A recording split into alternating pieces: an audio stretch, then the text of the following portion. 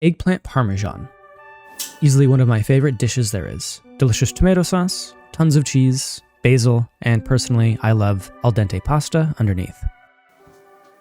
This is another recipe from the Stardew Valley Cookbook, and this one is oh so cozy, found on page 161 from the kitchen of Mayor Lewis. Normally I cook this in the winter as a warm, cozy dish, but this summer has been super rainy and cloudy, so here we are. I recommend by starting to cut up all of your eggplants. I bought 2 massive boys here, and in hindsight, this is way too much, but that's okay. It also took the cook time from this being about 2 hours to being closer to 5. Anyway, cut up all the eggplant into shapes you desire. The book does show discs. These were way too big, so I couldn't really do that.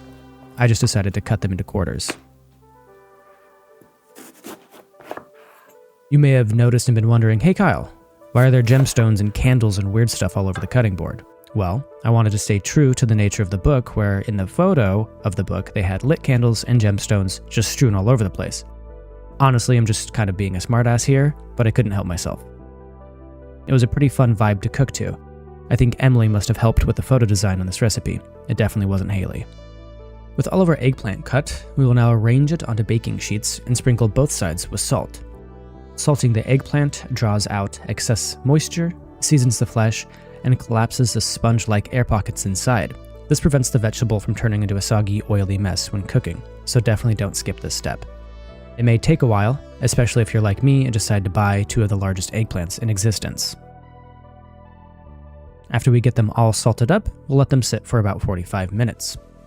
While our mountain of eggplant is chilling, we will make Gus's famous marinara sauce, which the book oh so graciously has provided a recipe for.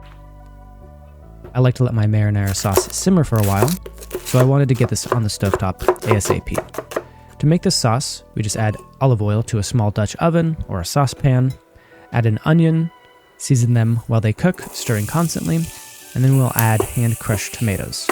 Yes, the book asks you to do this, and it's very Italian of them. We will also be adding in salt, basil, chili flakes, oregano, and a bay leaf.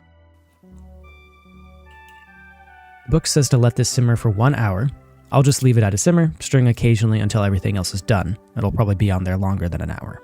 By the time you have made the marinara sauce and it's simmering on the stove, it has likely been about 45 minutes, so it's time to return to the god-awful amount of salted eggplant I decided to buy. We'll wipe off and blot the eggplants dry with paper towels, setting them aside until we dredge them and fry them.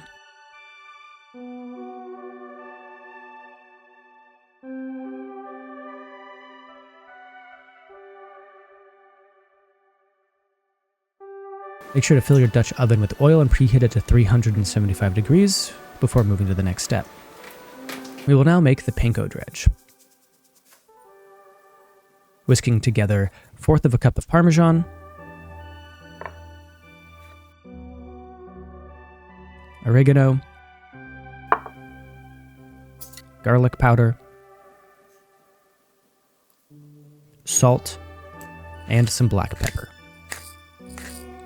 In another bowl, we will stir together flour, salt and pepper, and finally, in a third bowl, eggs, water, and salt and pepper. Working in batches, dredging and frying at the same time is what I did, but you're more than welcome to dredge them all first and then fry them all. I just wanted to save some time here, as this would be the longest section of cook time we have. Anyway, dredge the eggplant in flour, then egg, then the panko, shaking off any excess. We'll then drop them into oil away from yourself, flipping them once they're cooked, about 2 minutes, and then transferring them to a wire rack. I can't highlight this enough. Make sure you drop them into the oil away from yourself to reduce the chance of splashing 375-degree oil onto your skin. And in case you were wondering, yes, that's hot. Always remember, hot shit is hot. Now preheat the oven to 400 degrees, and in a medium bowl, we will begin bringing together our cheese mix. We will whisk together ricotta, goat cheese, cream, and season with salt and pepper, and parsley. Just whisk this all together until it's smooth. Now our marinara sauce should be very well simmered. If you want to be like me, you can forget to remove the bay leaf before blending. You also don't need to blend this, I just prefer a smoother sauce, but apparently I don't like to properly read the recipe and take the leaves out of my stuff before I blend it. I do think my red sauce is a little bit tastier than this, but this is an easy, quick one that could just kind of be thrown together without any issue. But if you happen to have any of my red sauce in the freezer, pull it out and use that. It adds a ton of flavor. Cover the bottom of a 9x13 baking dish with some marinara sauce. I used a large cast iron here, and arrange some eggplant on it. Covered the eggplant with ricotta cheese, and then top with more marinara, and then some mozzarella, and sprinkle some parsley on top of that. Just look at these delicious layers. And we'll keep on doing that, basically until we're out of eggplant or everything else.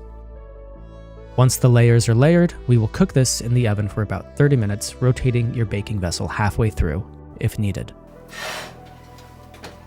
If you're like me and like pasta, go ahead and cook your pasta now. This is a good time to do that while everything's cooking in the oven. I like to cook my pasta to al dente, so do that about 2 minutes less than the box says. I'll then run it under some cold water, toss it in olive oil, salt and pepper, and then I'll let that sit to the side until we're ready to plate. It is recommended to let this sit and rest for about 15 minutes before plating. I was hungry, so I did not do this. If you wait, however, everything stays together just a little bit better, and you won't burn your mouth. But you do you. I won't judge. Garnish with some fresh basil, and cheers. Enjoy. Let me know in the comments what you'd like to see me cook next, and maybe consider subscribing. And one last thing. I wonder if there will be any recipes from Clint in this book. I'll have to take a look later. I'm actually scared to take a bite of this right now. Because it did just come out of the oven. Oh my god, this is gonna hurt. I know it's gonna hurt already. Fuck.